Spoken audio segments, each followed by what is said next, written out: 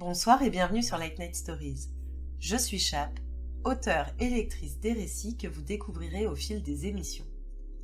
Ce soir, vous allez découvrir le 3e épisode de Je t'attends. Si vous n'avez pas écouté l'épisode précédent, rendez-vous sur la page d'accueil du podcast. La semaine dernière, Sarah a vécu des moments difficiles. Entre l'apparition du mystérieux et obsessionnel M et son agression au cabaret, elle n'a qu'une hâte. Laisser le sommeil l'emporter et oublier tous ses problèmes. Si seulement tout pouvait être aussi simple. Installez-vous confortablement et découvrons ensemble la suite.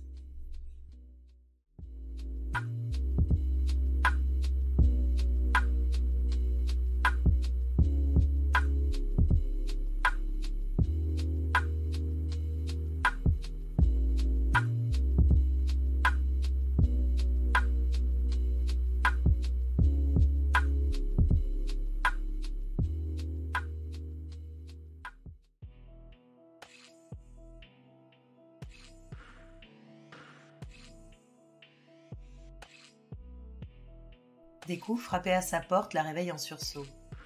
Elle jette un œil à son portable. 15 heures. Elle enfile rapidement son peignoir, puis récupère le taser dans la poche de sa veste. Son agression de la veille et les mystérieux paquets ont mis ses nerfs à vif. Elle vérifie que la chaînette à sa porte est bien en place, avant d'entrouvrir le bâton. « Qui êtes-vous »« Bonjour madame, inspecteur Stasic. Nous avons quelques questions à vous poser. »« Vous avez une plaque, un document, quelque chose ?» À peine a-t-elle posé sa question qu'une carte de police est passée par la porte. Elle l'examine attentivement puis lui demande de retirer sa main afin qu'elle puisse ouvrir. L'homme qui lui fait face a une quarantaine bien avancée, des cheveux grisonnants sur les tempes et une mâchoire carrée et volontaire. Il n'est pourtant pas intimidant. Peut-être à cause de sa posture légèrement voûtée. Elle le voit jeter un coup d'œil à son visage tuméfié, au taser dans sa main et aux fleurs sur son palier, puis hausse un sourcil interrogateur. Elle hausse les épaules. Longue histoire. Une histoire qui, j'en suis sûre, va m'intéresser plus que vous ne le pensez. Je peux entrer ? Oui, si vous y tenez. Elle s'efface pour le laisser passer puis referme la porte. Elle s'apprête à remettre le taser dans sa veste mais se ravise, le glissant dans sa poche de son peignoir avant de le rejoindre. On n'est jamais trop prudent. Elle lui propose maladroitement de s'asseoir sur la seule chaise de son logement, puis s'installe elle-même au pied de son canapé-lit encore déplié. « Que puis-je faire pour vous, inspecteur ? Comme vous pouvez le constater, j'ai besoin de repos. » Effectivement, je suis passée sur vos lieux de travail ce matin et on m'a raconté votre mésaventure. Et pourquoi mon cas vous intéresse ? Est-ce que vous reconnaissez cet homme ? Il lui tend alors une photo. Bien que le sujet soit tout sourire, Sarah sent alors la nausée l'envahir. C'est lui. Elle avale difficilement sa salive, essaye de contrôler sa voix légèrement tremblante. Oui, c'est le connard qui m'a agressé hier. Soyez tranquille, il ne s'en prendra plus jamais à vous, ni à personne d'autre d'ailleurs. Est-ce qu'il... Il est mort, oui. Ou plutôt, il a été tué. Je ne vous cacherai pas que c'était pas beau à voir. Le coupable était soit foudrage, soit particulièrement tordu. La victime a été identifiée par votre videur. Comment il s'appelle déjà ? Celui avec l'anneau d'oreille à l'oreille ? Tommy. Ah oui, Tommy. Drôle de nom pour un gaillard pareil. Bref, il nous a raconté ce qui s'est passé hier soir. J'aimerais maintenant votre version des faits. Tommy est un pro. Il n'irait pas faire un truc pareil à nos clients. Un nez cassé peut-être, mais ce que vous décrivez, impossible. Quant à moi, vous m'avez regardé. J'ai à peine réussi à me dégager hier alors qu'il me malmenait. Oui, c'est peu vraisemblable en effet. Et pour votre collègue, pas d'inquiétude. Il a un alibi en béton. Il a quitté le travail peu après vous, sa femme était en train d'accoucher. Il était à la maternité toute la nuit. Alors je vois pas en quoi je peux vous aider. Vous vivez seul ? Pas de famille, de petite amie qui aurait voulu lui faire payer ce qu'il vous a fait ? Vous êtes bien amoché après tout. Ça n'a pas dû faire plaisir à votre entourage. Non. Je n'ai personne. Pas de petite amie et je n'ai plus de contact avec ma famille depuis plusieurs années. Et pourtant, le bouquet sur votre palier... Ah ça fait plusieurs semaines que quelqu'un me fait livrer des fleurs avec des messages. Ça a commencé pour mon anniversaire. J'ai aussi l'impression d'être observée, suivie. Et pourtant, vous n'en avez pas fait part à la police. Pourquoi faire? Je n'ai aucune idée de qui cela peut être. Vous ne pouvez rien faire. Racontez-moi tout et montrez-moi ces cartes si vous les avez encore. Peut-être que votre mystérieux admirateur a voulu jouer les chevaliers blancs. La demi-heure suivante, Sarah décrit dans les détails tout ce qu'il s'est passé ces dernières semaines. L'inspecteur l'écoute avec attention et récupère les fameuses cartes signées M que la jeune femme avait conservées.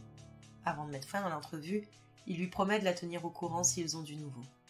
Puis il lui demande d'être prudente. Alors qu'elle le raccompagne à la porte, il se retourne vers elle. « Gardez bien sur vous le petit objet dans votre poche. Je ferai semblant de ne pas l'avoir vu. Voici ma carte. Appelez-moi si vous avez le moindre problème. Je ne voudrais pas que vous soyez ma prochaine enquête. » Elle le remercie puis ouvre la porte. Sur le palier, un paquet soigneusement emballé avec une carte signée M. Sans le moindre message cette fois. Alors qu'elle tend la main pour s'en saisir, l'inspecteur l'arrête. Il enfile des gants, puis ouvre avec soin le colis. Elle regarde par-dessus son épaule. À l'intérieur se trouve une photo du cadavre de son agresseur et une plus petite boîte. Le policier l'ouvre à son tour, puis dévoile un amas de chair rouge. Elle ne comprend pas tout de suite. Elle se penche légèrement, dégoûtée, mais surtout confuse. Puis avec effroi, elle comprend enfin ce que contient la boîte. Un cœur. C'en est trop pour elle. Elle se précipite vers la salle d'eau. Son estomac vide se contracte douloureusement tandis qu'elle se penche sur les toilettes. Des larmes commencent à couler sur son visage. Elle entend vaguement l'inspecteur téléphoner à ses collègues avant de la rejoindre sur le pas de la porte. « Je crois qu'on tient notre suspect. » Les semaines passent dans une angoisse insoutenable. L'enquête ne progresse pas. Son mystérieux admirateur semble totalement insaisissable. Son portrait robot du livreur n'a rien donné. Le fleuriste d'où proviennent les bouquets change constamment. De plus, tous les paiements ont été faits en liquide. L'identification du suspect ou d'un complice est quasiment impossible. Personne ne semble se souvenir de qui achète ces fleurs. Dans le même temps, les cadeaux de M ne cessent d'arriver sur son palier. Des bouquets, mais aussi des bijoux, des vêtements de luxe. Ne voulant rien devoir à cet homme, elle jette tout à la poubelle ou les donne aux bonnes œuvres. Certains cadeaux qu'elle reçoit lui auraient permis de fuir dès à présent vers sa nouvelle vie, mais elle refuse en bloc l'idée d'accepter ou de revendre l'un de ses présents pour son propre intérêt. D'un autre côté, elle n'ose plus se rendre au travail autrement qu'avec sa petite voiture d'occasion achetée il y a quelques années et refuse désormais les danses privées. Elle ne sort plus que pour travailler ou pour faire quelques courses rapides, son appartement se transformant petit à petit en une prison. Plusieurs fois, elle a tenté de surprendre celui qui déposait chaque jour ses fameux présents. Une fois, elle a cru apercevoir une silhouette à travers le judas, mais à peine avait-elle déverrouillé la porte que déjà la cage d'escalier était silencieuse. Comme si le livreur s'était volatilisé. Depuis ce jour, les cadeaux n'arrivent plus à son réveil. Elle les découvre à son retour du travail. Exaspérée, elle a fini par laisser les paquets s'accumuler sur le pas de la porte avec une grande affiche indiquant aux voisins de se servir si quelque chose leur plaisait.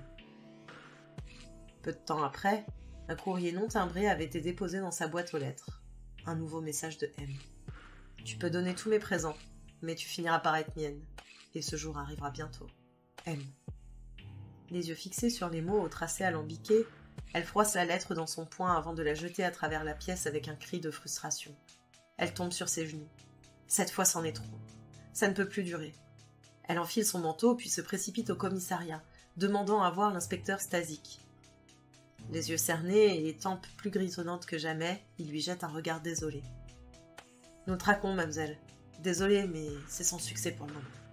Ce M est totalement insaisissable. » « Alors vous abandonnez? C'est bien ça? » ?»« Non, un homme a été tué. Mais tant que nous n'avons pas de nouveaux éléments, nous ne pouvons rien faire. Cette affaire tourne en rond. À croire que notre homme est un expert dans l'art d'effacer ses traces. Et moi alors, qu'est-ce que je deviens dans cette histoire? Je peux pas continuer comme ça, je vais devenir folle. De nouveau, sa vue se voile de rouge. C'est de plus en plus fréquent. L'inspecteur semble ne rien remarquer alors que de l'intérieur, elle a l'impression de se consumer. Il continue de lui parler, le regard rempli de pitié. Je vais vous parler en toute franchise. Nous ne pouvons rien faire pour vous à ce stade. Si vous avez la possibilité de prendre le large, au moins pour quelque temps, peut-être qu'il vous laissera en paix. Elle le regarde d'abord sans comprendre, puis la lumière se fait. Partir. Il a peut-être raison.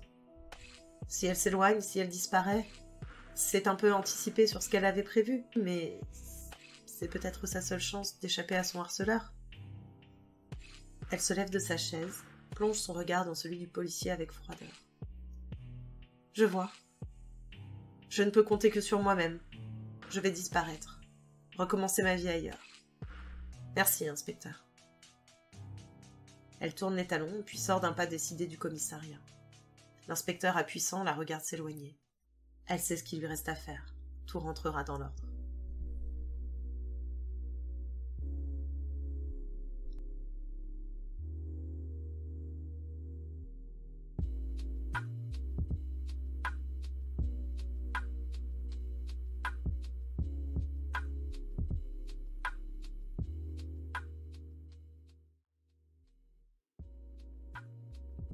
Eh bien, on peut dire que la tension est à son comble et que les choses ont pris une tournure particulièrement macabre.